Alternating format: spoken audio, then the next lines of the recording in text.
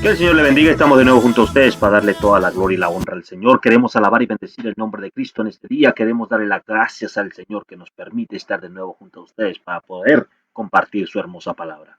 Queremos ir rápidamente al libro de Mateo, capítulo 16, versículo 13, y leer un poco la palabra con usted. Queremos hablar en este momento, aleluya, acerca de una palabra muy importante. Es la iglesia. Alabado sea el nombre de Jesús, aleluya. Vamos a ir rápidamente al libro de Mateo, capítulo 16, versículo 13, y vamos a leer así la bendita y santa palabra del Señor. Dice así la palabra del Dios en el nombre del Padre, del Hijo y del Espíritu Santo. Viniendo Jesús a la región de Cesarea de Filipo, preguntó a sus discípulos, diciendo, ¿quién dicen los hombres que es el Hijo del Hombre? Y ellos dijeron, unos Juan el Bautista, otros Elías, y otros Jeremías, y algunos de los profetas. Él les dijo, ¿y vosotros, quién decís que soy yo? Respondiendo, Simón Pedro dijo, tú eres el Cristo, el Hijo del Dios viviente. Entonces le respondió Jesús, bienaventurado eres, Simón, hijo de Jonás, porque no te lo reveló carne ni sangre, sino mi Padre que está en los cielos. Y yo también te digo que tú eres Pedro, y sobre esta roca edificaré mi iglesia, y las puertas del Hades no prevalecerán contra ella. Alabado sea el nombre de Jesús. Vamos a dar gracias al Señor por su palabra. Le pedimos sinceramente y humildemente a nuestro Señor Padre Todopoderoso en el nombre de Jesús que haga pasear su hermosa presencia, que pasee la hermosa presencia de su santo y bendito Espíritu, porque nosotros nada podemos hacer, siervos inútiles somos, alabado sea el nombre de Jesús, aleluya, y lo único que queremos, aleluya, es que Él cumpla con su voluntad, que Él nos use para que esta palabra pueda llegar a tu vida en este momento, alabado sea el nombre de Jesús, y que el nombre de Jesús sea glorificado, que la presencia del Espíritu Santo pueda llenar y tocar tu alma y tu mente y pueda infundir en tu ser algo de fe, alabado sea el nombre de Jesús, aleluya. El deseo de seguir adelante, el deseo de congregarte, el deseo, aleluya, de orar, de interceder por las almas, por el pueblo, aleluya, por la humanidad, alabado sea el nombre de Jesús, aleluya, para que tus pies sean afirmados y haya más fe. Este es mi deseo y espero que el Espíritu de Dios haga todo aquello que yo no puedo hacer en mi humanidad. En el nombre poderoso de Jesús, a Él sea toda la gloria y la honra por los siglos de los siglos. Amén. Alabado sea el nombre de Jesús. Aleluya. ¿Qué significa la palabra iglesia? Hoy estoy interesado en compartir con usted esta pequeña reflexión. ¿Qué significa la palabra iglesia? Yo no pienso, aleluya, contestar todas sus preguntas en este momento. Alabado sea el nombre de Jesús. Pero sí quiero compartir con usted estas palabras, esperando que sea para bendición de las almas. La iglesia, el tema de la iglesia es un tema muy amplio, muy extenso y muy interesante. El tema de la iglesia es un tema lleno de fe, lleno de amor, lleno de sacrificio, lleno de poder, de persecución, de dolor. Alabado sea el nombre de Jesús, aleluya. Es un tema, aleluya, que vale la pena estudiar. Pero también es un tema, aleluya, que ha sido atacado por falsas creencias, enseñanzas, doctrinas, como todo lo que es el evangelio de nuestro Señor Jesucristo. Alabado sea el nombre de Jesús, aleluya. Pablo se esforzó mucho para que ese evangelio permaneciera intacto, aleluya, para que no le fueran añadido cosas, alabados sea el nombre de Jesús. Pero hoy en estos últimos tiempos, aleluya, hay muchas ramas, aleluya, del supuesto evangelio. Algunos dicen, ese ya no es el evangelio verdadero. Ahora nosotros tenemos el evangelio verdadero, alabado sea el nombre de Jesús, aleluya. Y se han levantado muchas iglesias y muchas denominaciones, aleluya, cada quien con un evangelio distinto, a pesar de que el evangelio dice, aleluya, que no puede haber otro evangelio, que solamente hay un solo evangelio, y ese fue el motivo por el cual Pablo hizo muchas cartas, aleluya, tratando de que el evangelio permaneciera intacto y que los creyentes que habían, aleluya, sido escogidos para creer a este evangelio permanecieran firmes en su fe. Alabado sea el nombre de Jesús, aleluya. A Pablo no le importaba, aleluya, lo que hablasen mucho de él, alabado sea el nombre de Jesús, lo que él le encendía, aleluya, lo que a él le importaba, aleluya, es cuando el evangelio, cuando querían transformar el evangelio, cuando querían cambiar el evangelio, cuando querían que el evangelio dijera cosas que no decía, aleluya, cuando querían enseñar cosas que Jesús nunca había enseñado, alabado sea el nombre de Jesús, aleluya. Y nosotros no estamos aquí para contender ni para debatir, alabado sea el nombre de Jesús, aleluya, sino para exponer nuestro punto de vista, alabado sea el nombre de Jesús, aleluya, esperando ser dirigidos por la presencia de Dios. Algunos pelean que no se debe de usar la palabra iglesia, alabado sea el nombre de Jesús, aleluya. No le dan mucha importancia, no quieren, algunos no quieren ni que se mencione la palabra iglesia, que no se debe de mencionar la palabra iglesia, y cosas semejantes como esas. Otros se creen dueños de la palabra iglesia, otros se creen que ellos son la iglesia verdadera y que ellos son los únicos que se deberían de llamar iglesia. Alabado sea el nombre de Jesús. Pero ¿qué significa la palabra iglesia? La palabra iglesia viene del griego eclesia, que significa llamados o convocados. Alabado sea el nombre de Jesús. Aleluya. Cuando los manuscritos fueron traducidos del hebreo o el arameo al griego, en la traducción más conocida llamada la Septuaginta, lo cual usaban en muchas sinagogas en el tiempo de Jesús, la palabra como congregación que encontramos en el Antiguo Testamento, en donde en varias ocasiones la palabra es congregación, fue traducida como eclesia. Entonces la idea o el significado de la palabra iglesia vino a cubrir las palabras como el pueblo de Dios o la santa congregación o los congregados o la congregación, cuando se hablaba de la congregación de Israel. Para eso vamos a dar dos ejemplos.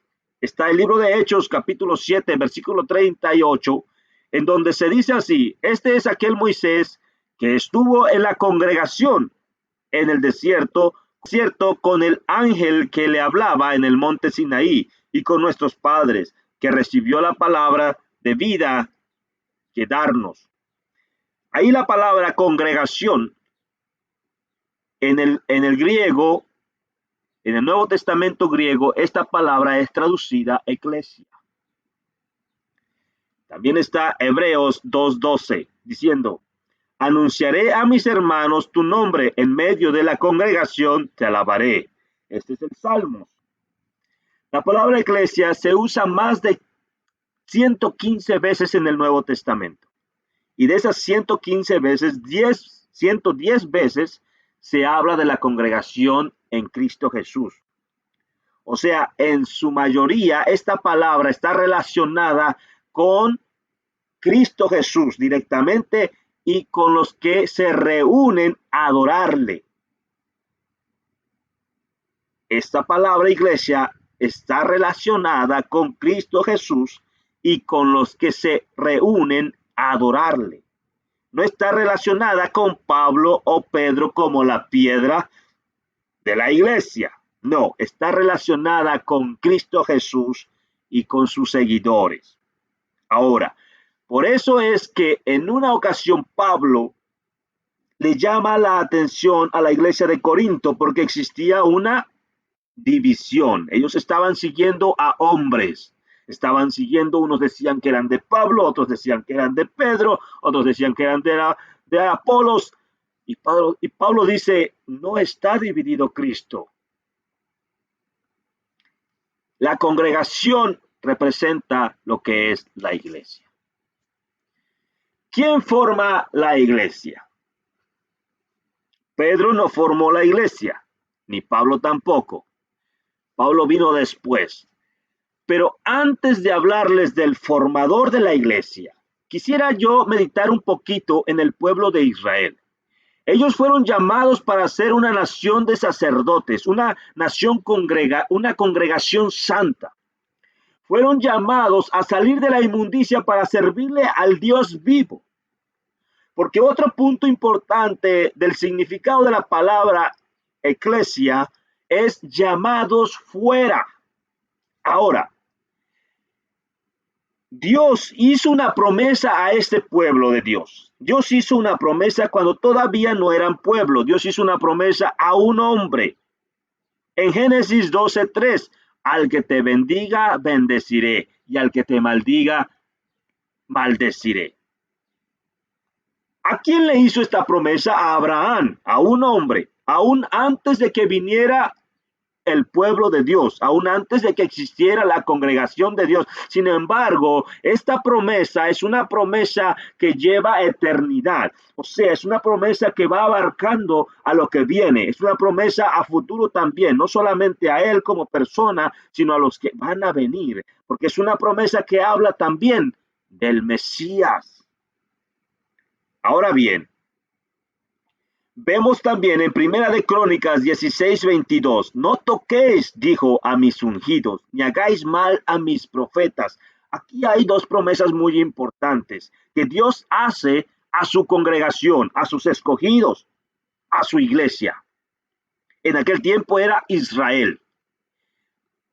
Ahora bien, una promesa es que va a bendecir a quienes les bendiga y va a maldecir a quienes los maldigan. Los que son parte de este pueblo están siendo, aleluya, bendecidos con esta promesa. No toquéis, dijo, a mis ungidos, ni hagáis mal a mis profetas. Y Dios cumplió. Quiero hacer notar esta advertencia de parte de Dios a todas las naciones y a todas las personas que fueron e hicieron daño al pueblo de Dios, al pueblo de Israel. Vemos cómo Dios cumplió cada una de estas promesas. Aunque Israel fuese infiel, Dios cumplió con sus promesas. Si Dios cumplió con el pueblo de Israel, que era la congregación, es decir, la iglesia del Antiguo Testamento, ¿qué no hará con aquellos que han sido lavados, que han sido comprados con sufrimiento y con la sangre del Hijo de Dios? ¿Qué no hará Dios con aquellos por defenderlos, por bendecirlos, por pelear la batalla, por aquellos que han sido lavados con la sangre del Cordero? Ahora, ¿por qué no hace Dios más cosas con la iglesia? Porque la iglesia no está viviendo, no está teniendo la fe que debería de tener, ni depositando toda su confianza en aquel que dicen creer. Ahora bien, en el tiempo de Jesús, todos sabían que la congregación de Dios debía de ser reconstruida. Así como David y Salomón construyeron el primer templo y fue destruido, después de la deportación empezó la reconstrucción del segundo templo. Y aunque había un templo y una iglesia en el tiempo de Jesús, la congregación, o sea, estaba el templo, los muros, pero la congregación, el pueblo de Dios estaba destruido, estaba en ruinas, estaba dividido. Los samaritanos eran excluidos, ellos tenían su propia forma de adorar a Dios y lo hacían aparte. Los de Galilea, que eran parte del pueblo de Dios, también eran judíos, no eran queridos en el sur, donde habitaban los de Judá. No eran aceptados, no eran temidos como nobles.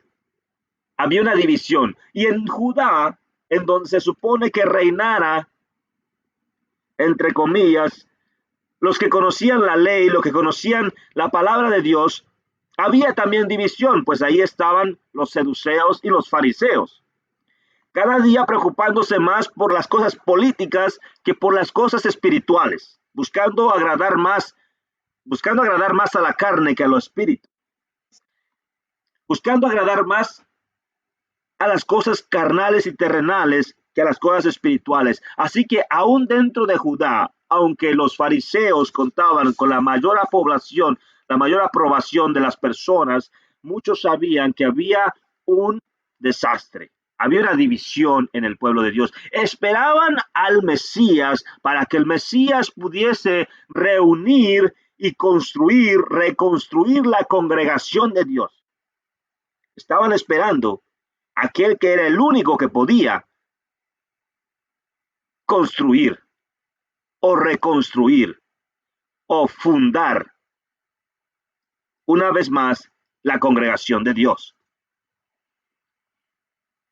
Finalmente llegamos a la parte del versículo, una vez que hemos visto cómo Israel era la iglesia del Antiguo Testamento y había sido como un árbol plantado junto a corrientes de aguas, el cual había sido desgarrado o desramado, si se puede decir así.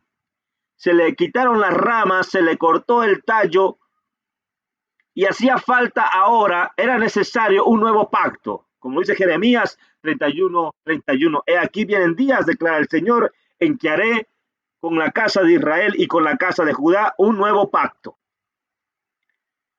Israel representaba la parte del norte y Judá la parte del sur, que en ese momento, cuando llegó Jesús, estaba dividido. En la parte norte estaba Galilea y estaba los Samaria, los samaritanos, y en la parte sur estaba Judá. Aquí dice, aquí vienen días, declara el Señor, en que haré con la casa de Israel y con la casa de Judá un nuevo pacto. Hacía falta un nuevo pacto, se aproximaba el nuevo pacto. Llegó Jesús.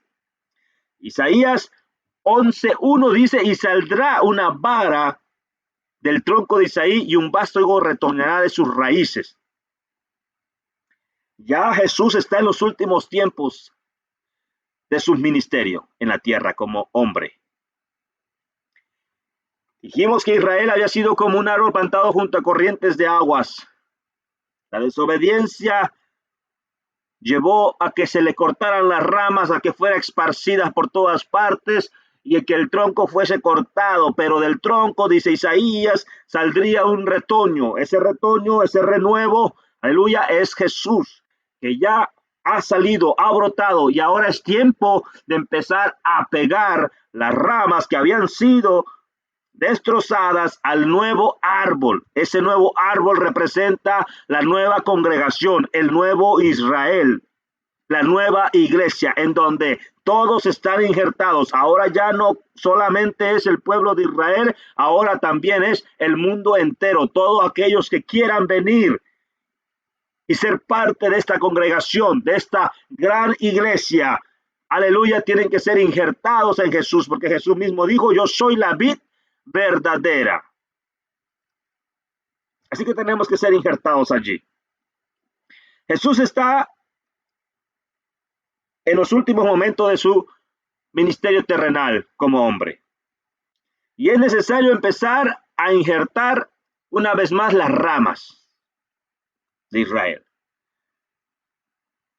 El tiempo se acercaba para reconstruir la congregación de Dios. Solo hacía una falta una cosa: el Mesías. Y es ahí cuando surge la pregunta: ¿quién decís que soy yo? Esta pregunta es muy importante. Esta pregunta se tiene que llevar a cabo en estos tiempos. Esta pregunta se la tiene que hacer su iglesia. Esta pregunta se la tienen que hacer todos aquellos que dicen conocer a Jesús. ¿Quién decís que soy yo? Dice Jesús. Me imagino a los apóstoles, ellos estaban tan felices. Algunos empezaron a contestar, porque allá había gente que tenía conocimiento. No todos eran como Pedro, pero Dios hace como Él quiere. Y empezaron a preguntar y empezaron a decir cada quien sus respuestas. Algunos piensan que eres un profeta, Jeremías, Isaías, pero no le importó qué es lo que piensa la gente. Jesús no le importó lo que la gente piensa. Jesús le importó, hizo la pregunta a los que le rodeaban: ¿quién decís que soy yo? Ustedes, ¿quién es Jesús realmente para ti? ¿Quién es Jesús realmente para mí? Es tiempo de que en momentos como estos que estamos viviendo hoy, en esta humanidad, en este tiempo que nos ha tocado vivir, es tiempo de que nosotros nos preguntemos primero que nada, ¿quién es Jesús para nosotros?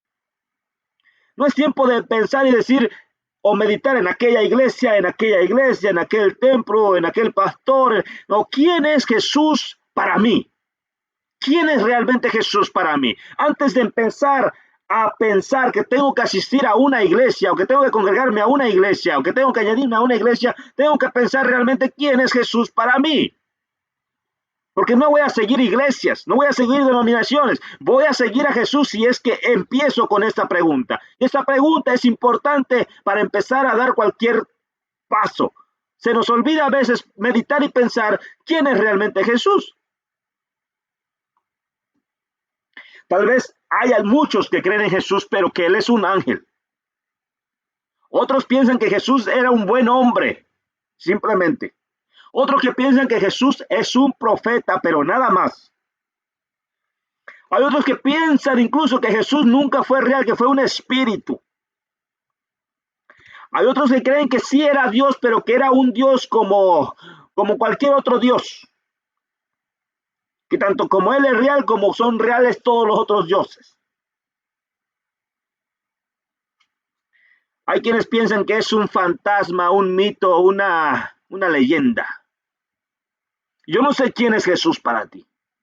Hay muchos que aún con su gran entendimiento y conocimiento, lo ven como un cuento de hadas. Pero déjame te digo una cosa, que tienes que meditar bien y pensar bien en la respuesta que vas a encontrar en tu corazón, quién es Jesús, porque de esta respuesta depende la eternidad. Medita bien en tu corazón. No me sorprende que te hagas llamar un erudito y que no sepas o que no quieras entender que Jesús es Dios. En alguna ocasión dice la palabra de Dios que Jesús sanó a un ciego de nacimiento y lo llevaron entre los conocedores de aquel tiempo, a los que enseñaban la ley, a los que conocían la palabra de Dios, se lo llevaron a ellos, y mientras lo interrogaban, él decía, qué curioso, qué cosas son estas. Ustedes saben la palabra de Dios, saben todas estas cosas, y no saben quién es ese hombre que a mí me sanó. Y cuando les dijo eso, aquellos hombres se molestaron, se enojaron. Nosotros sí sabemos quién es. A ver, ¿quién es, Señor? ¿Quién es Jesús para ustedes, fariseos? Es un pecador, dijeron. Y el hombre le dijo, pues curioso, porque nosotros sabemos que Dios no oye a los pecadores. Y Él me sanó, Dios lo escucha. Alabado sea el nombre de Jesús. Pero los conocedores de aquel tiempo dijeron, Él no es Dios, Él es un pecador. Si le preguntamos a Nicodemo, otro conocedor diría, eres un maestro, porque Dios está contigo, porque si no nadie podría hacer lo que tú puedes hacer. Pero nada más, un maestro. Y para muchos Jesús es un maestro. Pero dice la palabra que Él quiso cegar el conocimiento y la mente de muchos que se dicen ser conocedores y revelárselo a los pequeños. En una ocasión Jesús está orando y dice, sí, Padre, te alabo porque así te agradó. Entonces, si nosotros vamos aquí a este hombre humilde, de poca letra, de poco conocimiento, llamado Pedro, un pescador, y de repente se para, medio tímido, tal vez pensando qué van a decir los demás, tal vez pensando que se van a burlar de su respuesta, tal vez pensando que van a decir que estoy equivocado, pero con todo y con eso, como el impulso venía de la gracia de Dios, de la misericordia de Dios, de arriba, del Padre, Él agarra y dice, tú eres el Hijo del Dios viviente, tú eres Dios, tú eres el Cristo que había de venir. ¿A qué respuesta? Venció la timidez. Y si le preguntamos al ladrón de la cruz, ¿quién es este hombre para ti? Otro hombre malo, probablemente poco conocimiento, ratero, había hecho maldad toda su vida. Sin embargo, dijo, Él es el rey y cuando entre en su reino quiero que se acuerde de mí. ¿Qué habrán dicho los fariseos? Cállese. ¿Cómo que va a ser un rey? No, de que ya está muriendo. No, es que Dios le permitió ver mucho más allá, cosa que el hombre no puede mirar por sí mismo. Tiene que venir la gracia de Dios para iluminarle. Hoy muchos se creen seguidores de Jesús, se creen cristianos de nacimiento, piensan que son de Cristo porque nacieron en algún tipo de religión, piensan que son cristianos porque sus padres son cristianos, piensan que creen en Jesús porque desde que nacieron les pegaron una cruz en el cuello y piensan que ya por eso ellos son cristianos, jamás han ido a la iglesia, no saben ni cómo hablar ante la presencia de Dios, alabado sea el nombre de Jesús, aleluya, nunca han tenido un encuentro con Cristo, no saben quién es Jesús, aleluya, jamás se han hecho una pregunta, ¿quién es Dios para ellos? No. Pero ellos piensan y creen en su mente que son cristianos, que conocen a Dios. Jamás han sentido la presencia del Espíritu de Dios. Nunca han sentido sus caricias. Alabado sea el nombre de Jesús. Aleluya. Jesucristo dijo una vez a los fariseos, a las personas que se creían conocedores de la palabra de Dios, nunca han visto el rostro de mi Padre, dijo. Nunca le han mirado, mas yo le conozco, dijo Jesús.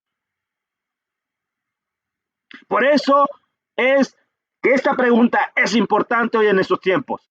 Momentos difíciles en donde nuestra fe está siendo probada, en donde la iglesia está siendo probada, alabado sea el nombre de Jesús, porque la iglesia tiene que reconocer, tiene que volver a sus principios, de volver a ese momento, alabado sea el nombre de Jesús, donde dice, tú eres el Hijo de Dios, tú eres quien me sustenta, tú eres quien aligera mis pasos, en ti he creído y en ti me voy a sustentar, en ti me voy a sostener, alabado sea el nombre de Jesús, aleluya. Esta respuesta es muy importante. Antes de meditar, si voy a esta iglesia, si voy a aquella, si sigo a este pastor, si sigo al otro pastor, que no sé qué cosa, antes de meditar todo eso, tienes que meditar si realmente quieres seguir a Jesús, si realmente está dispuesto a seguir a Jesús, qué es lo que implica seguir a Cristo, y si realmente acepta que Jesús es Dios, que Jesús es la salvación, que Jesús es el único que puede salvarte. Si tú aceptas eso, tú estás listo para poder buscar una iglesia. Ahora bien, esto pica y se extiende como dice mi pastor. Para la gloria de Dios, seguimos adelante con este mismo versículo, con este capítulo. El versículo 18 dice, y realmente digo, tú eres Pedro, y sobre esta roca edificaré mi iglesia, y las puertas del Hades no prevalecerán contra ella.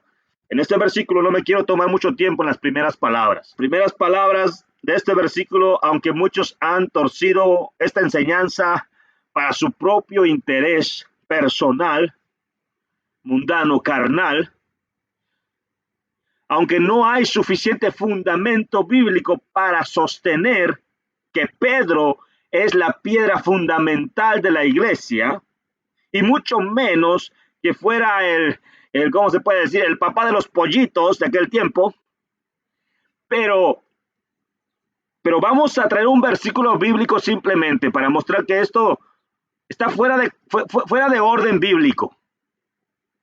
Y es un cuento que nos decían como Santa Claus, que nos decían que Santa Claus venía en la noche y era todo mentira, eran los padres que nos escondían los juguetes.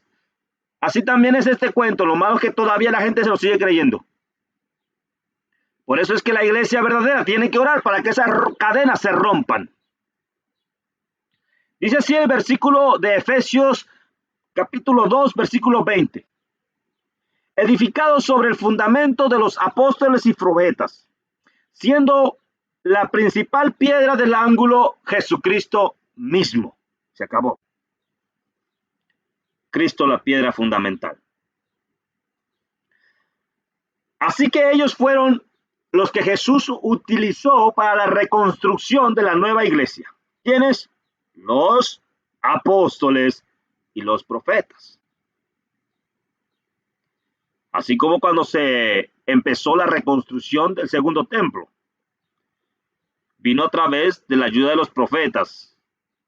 La obra había cesado y los profetas ayudaron para continuar la obra. Pero aquí en este edificio que el Mesías está construyendo es un edificio espiritual, con personas de carne y hueso, pero que van formando una congregación indestructible.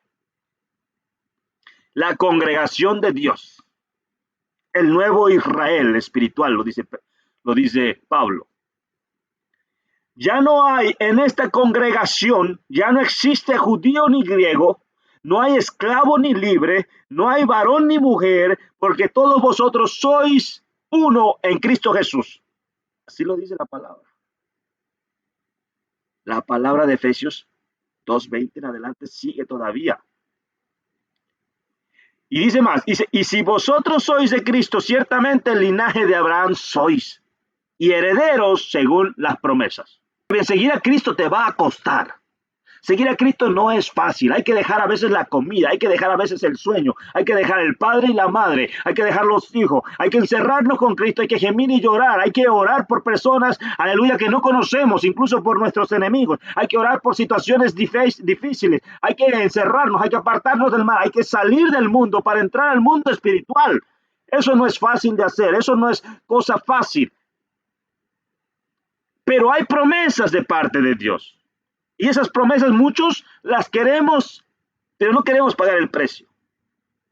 Y muchas veces ni siquiera sabemos que tenemos estas promesas.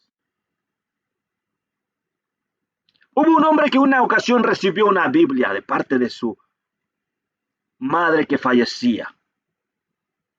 La tuvo por muchos años allí. Dijo, ¿para qué me le dio una Biblia? Y la dejó allí, abandonada. Pasaron los años y se vio en un problema tan grande que tuvo que empeñar todo lo que tenía, aún su casa. Estaba llegando el tiempo en que tenía que pagar y no podía pagar, iba a perderlo todo. Se encerró bajo el basement, empezó a mover sus cosas y encontró la Biblia que su madre le había regalado años atrás. Y empezó a leerla y a verla y de repente encontró un papelito.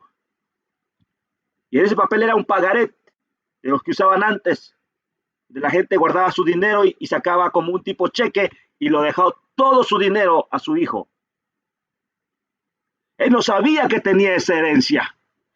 La había puesto a un lado hasta que llegaron momentos difíciles y que Dios en su infinita misericordia lo iluminó para ir a buscar allá. Y así estamos muchas veces. Somos la iglesia de Cristo. Sentimos que estamos con Jesús, pero no estamos peleando las promesas. No estamos pensando en las promesas. No tenemos en nuestra mente que somos herederos de unas promesas. No las conocemos. Jesucristo dice, yo voy a edificar mi iglesia. ¿Quién la va a edificar? Jesús. Y esa iglesia no es de Julano ni de Mengano, no es de ningún hombre. Es una iglesia que él la llama mía. Es su iglesia, es la iglesia de Jesús. No es la iglesia mía, no es la iglesia de aquel hombre, no es la iglesia de aquel otro. Es la iglesia de Cristo. No es el predicador Julano de tal, no es el evangelista Julano de tal. Es la palabra de Dios, es el edificio de Cristo, es la iglesia de Jesús, es los congregados en Cristo, es los que se salvan en Cristo, es la mies de Cristo. Son las almas que Cristo ha amado y por eso Él murió en la cruz del Calvario. Alabado sea el nombre de Jesús. No son mías, ni son de los pastores. ¿Quién edifica la iglesia entonces? Jesús. Hay que notar aquí la palabra mi iglesia. Mi iglesia. Esta palabra es poderosa, pero se nos olvida que somos parte de la iglesia de Cristo. Aquí Jesús está haciendo una diferencia entre lo que es mío y lo que no es mío.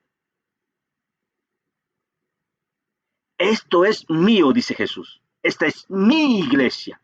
Le pertenece a Él. Y la está construyendo con esta palabra que es importante, con esta confesión que es importante. Esta es la palabra fundamental. Y es una pregunta que tenemos que hacernos muchas veces. Por eso es que nos preguntan si queremos aceptar a nuestro Señor. Si cuando hemos sido bautizados, los que hemos sido bautizados, aleluya, nos preguntan si hemos aceptado a Jesús como nuestro Señor. Es que esta es la pregunta que Jesús está haciendo. ¿Quién tú dices que soy yo?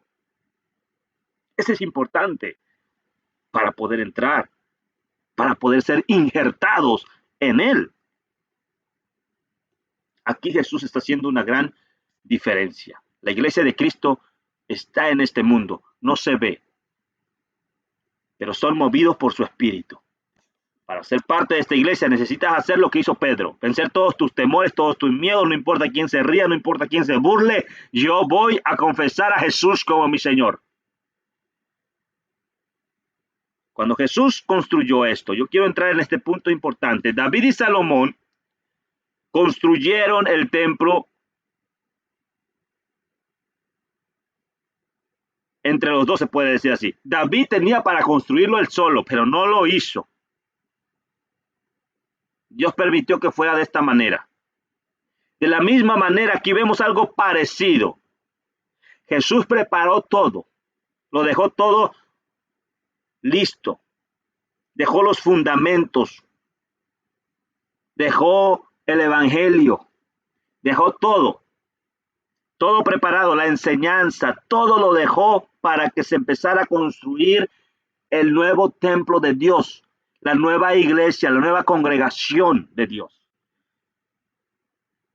Pero no fue inaugurada la congregación de Dios, no fue inaugurada la iglesia, no fue inaugurado el templo. La inauguración vino cuando descendió el Espíritu Santo de Dios en el día de Pentecostés. En esa gloria divina consagró a la iglesia Dios, la gloriosa gloria de Dios consagró a la iglesia para Cristo. Desde ese día hasta hoy sigue construyendo, como se dice en el versículo de Gálatas 3:29, y si vosotros sois de Cristo, ciertamente linaje de Abraham sois y herederos de las promesas. Jesús dejó todo listo y preparado, pero quienes construyeron la iglesia vino a ser el Espíritu de Dios, quien usó a los profetas, quien usó a los apóstoles. Dice su palabra, porque Dios cada día añadía. ¿Cómo los añadía? A través de la predicación y a través del Espíritu Santo, aleluya, a los que habrían de ser salvos. Esos eran parte de la iglesia. Ahora quiero ir a esta palabra, herederos según las promesas. Génesis 2:3, al que te bendiga, bendeciré, y al que te maldiga, maldiciré. Esto hablamos de Israel, pero no solamente para Israel, porque estas promesas van hacia el Mesías. El versículo sigue, el versículo no termina ahí. Esas son los que nosotros usamos muchas veces, pero el versículo no termina ahí. El versículo sigue. Y dice, y serás bendición a las naciones. ¿A través de quién? A través de Cristo Jesús. Está hablando de Jesús. Y nosotros injertados en Cristo. Mira, ahora bien, esta bendición está allí. Y la iglesia tiene que creerla. Pero ¿cuándo yo la creo? ¿Cuándo yo creo realmente esta palabra, esta bendición que Dios pone en mi vida una vez que yo soy parte de la iglesia? ¿Cuándo yo la creo? Bueno, es bueno saber la pregunta esta, porque mire, hay hermanos o hay personas, se puede decir así, o hermanos, porque ya son parte de Cristo, vamos a decir, que han aceptado a Cristo Jesús, pero que tiene una pelea con el vecino, se la pasa peleando con el vecino. Y se la pasa peleando, buscando cada día pagarle mal por mal, o verdad, ojo por ojo, diente por diente, alabado sea el nombre de Jesús. ¿Qué está haciendo esta persona? No está creyendo en la promesa. No está creyendo en la promesa, al contrario, está perdiendo su comunión con Dios y está perdiendo las promesas que ha heredado. Se ha salido de la congregación, se ha salido de la comunión de Cristo, se ha despegado de la vid verdadera. Porque si yo creo en esta palabra, en estas palabras de Dios, en las promesas de Dios, si yo creo y estoy injertado con Cristo Jesús, cuando alguien me haga algo, cuando alguien me maldiga, cuando alguien diga cosa mala contra mí, yo tengo que tirarme de rodillas y clamar a Dios, Señor, ten misericordia de este hombre, Señor, ten misericordia de aquel, ten misericordia del otro. ¿Por qué? Porque yo creo en esta palabra y yo creo que Dios va a hacer algo, alabado sea el nombre de Jesús, y yo no quiero, aleluya, que Dios, aleluya, hagas cosas terribles con esa alma, con esa persona. Entonces yo estoy creyendo a las promesas de Dios. Ahí mi actitud dice que yo le creo a Dios, que yo creo lo que estoy diciendo, que yo estoy injertado y soy parte de la iglesia. Y como bendiciones de la iglesia, también Dios me bendice a mí. Y entonces cuando yo hago esto, en lugar de estar peleando, sino que se lo dejo a Dios, allí hay algo diferente. Allí hay fe. Y estamos perdiendo la fe. La iglesia está perdiendo la fe en estos tiempos. Primera de Crónicas 16:22 dice, no toquéis a mis ungidos. Es otra promesa que hablamos al principio. La palabra de Dios es clara. Esta promesa es para quienes han sido injertados y son parte del cuerpo de Cristo. Es lo mismo que expliqué al principio. Si yo me expongo y me pongo en contra de aquellos que están hablando mal de mí, no estoy creyendo la promesa nada, porque entonces yo estoy queriéndome defender por mí mismo. Y ahorita va a haber. No. Pero cuando yo siento temor, cuando digo, ay, papá, Dios mío, por favor, perdónalo. Y a lo que está haciendo, no sabe lo que hace, como dijo Jesús, como dijo Esteban, porque Esteban creía las promesas de Dios. Él sabía que estaba en la iglesia de Cristo. Él sabía que estaba injertado con Jesús. Él sabía que permanecía a la congregación verdadera de Israel. Alabado sea el nombre de Jesús. Por lo tanto, dijo, Padre, perdónalo, porque no saben lo que hacen. Alabado sea el nombre de Jesús. Y dice más el Señor, dice, hay una promesa bien importante también, y es, las puertas del Hades no prevalecerán contra ella. Esa es una promesa, una seguridad que Jesús le da a su iglesia. Hades es conocido como lugar de los muertos, tumba, o como quieran decirle. Para muchos significa las fuerzas malignas contra la iglesia. Pero las promesas de Cristo van más allá. En estos últimos momentos tan difíciles que estamos pasando, necesitamos agarrar la fe, mirar a dónde hemos sido injertados, hermanos. A dónde hemos sido injertados, en dónde Dios nos ha puesto. Nos ha puesto junto a su Hijo Jesús. Nos injertó ahí, estamos injertados ahí. Que no nos falte esa fe en estos momentos tan difíciles. Somos parte de la iglesia de Cristo. Y si somos parte de la iglesia de Cristo, necesitamos estar confiados en Él. Pero es que no tenemos la fe. ¿Y por qué no tenemos la fe? Porque no leemos la palabra, pero no podemos leer la palabra porque no ayunamos, porque no oramos, no podemos orar. Alabado sea el nombre de Jesús. Muchas veces leemos la palabra porque somos motivados para discutir, para contender, pero no para llenarnos del poder del Espíritu Santo que está en la palabra. Alabado sea el nombre de Jesús. Aleluya. Más de 200 años la iglesia de Cristo ha tenido una guerra terrible contra las fuerzas del mal. Han sido terrible la batalla que la iglesia ha tenido que librar. Alabado sea el nombre de Jesús. ¿Cuántos mártires, aleluya, han quedado en la historia? ¿Y cuántos, aleluya, han sido llenos del poder de Dios? Alabado sea el nombre de Jesús a través de esas pruebas y de esas tribulaciones. Pero la iglesia no se ha quedado estancada, alabado sea el nombre de Jesús. Y este tiempo, alabado sea el nombre de Jesús, la iglesia no se va a quedar estancada. La iglesia va a salir adelante, porque esta iglesia no es de hombre, porque esta iglesia, alabado sea el nombre de Jesús, los llamados que han sido llamados para congregarse, adorar al Cristo de la gloria, no se van a quedar estancados, van a salir adelante, porque esta iglesia no es de hombre, esta iglesia es de Cristo Jesús. Él le dice, ella es mi iglesia, alabado sea el nombre de Jesús, aleluya. Por años, los enemigos de Cristo han querido ocultar la palabra. Aleluya. Han querido enterrar el nombre de Jesús. Aleluya. Pero aunque la palabra esté escondida en lo más profundo de la oscuridad, desde ahí resplandecerá la luz de Cristo. Aunque el nombre de Cristo lo quieran poner al centro de la tierra, alabado sea el nombre de Jesús, desde ahí resucitará el nombre de Jesús, alabado sea el nombre de Cristo, aleluya. Aunque venga un frío terrible y sople contra la iglesia, todas las fuerzas demoníacas, alabado sea el nombre de Jesús, aleluya, no van a apagar el fuego del Espíritu, porque ese Espíritu de Dios protegerá a su iglesia, alabado sea el nombre de Jesús, aleluya. Él peleará por su pueblo. Por eso es que Dios nos motiva. Levanta a hombres, a mujeres, a niños y a jóvenes para hablar a su iglesia, para decirle, poner la fe en mí. Alabado sea el nombre de Jesús, aleluya. Mirar a dónde estás parado, alabado sea el nombre de Jesús, aleluya. Y fíjate bien, alabado sea el nombre de Jesús, aleluya. Y si estás parado en un lugar equivocado, corre a Cristo, aleluya, antes que sea demasiado tarde, alabado sea el nombre de Jesús. Mi alma alaba la gloria de Dios. Ni falsas religiones, ni políticos, aleluya, ni ninguna otra cosa creada, religiosos, alabados sea el nombre de Jesús, apagarán ni detendrán la iglesia de Jesús. Señor nuestro, nada podrá, porque es la iglesia de Jesús.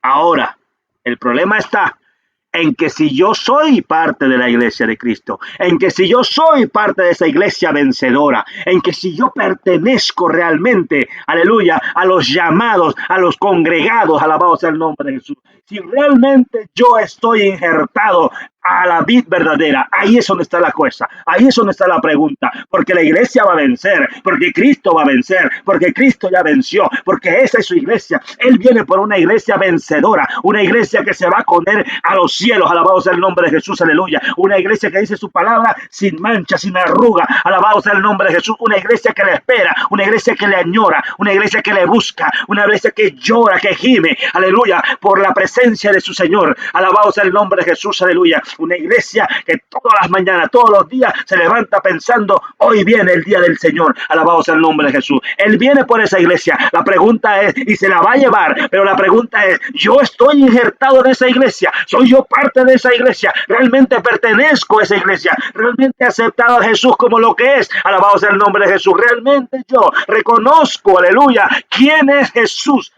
Dios Todopoderoso. Esa es la pregunta. Alabado sea el nombre de Jesús. Aleluya. Probablemente tienes problemas en tu iglesia local. Probablemente quieres estar solo. Probablemente piensas que tú puedes hacerlo solo en tu casa. Pero si realmente tienes un llamado de parte de Dios, ¿cómo Dios podrá moldear tu carácter? ¿Cómo Dios podrá hacer que seas un servidor? ¿Cómo podrás servir a otros? ¿Cómo podrás aprender la comprensión, el amor, el cariño, la compasión, la misericordia? ¿Cómo podrás entender cuando la palabra dice, soportaos unos a otros? Permanecer en una iglesia local es importante, porque ahí Dios se mueve, ahí Dios te moldea. Pero realmente tienes que buscar estar con Cristo. Cántale. Hay una llama que arde en mí, un gran poder que está en ti. Toda la gloria y la honra, poder, sabiduría para nuestro Señor Jesús. Aquí hay una llama que arde en mí, un gran poder. Que Dios te bendiga. Bendiciones. Su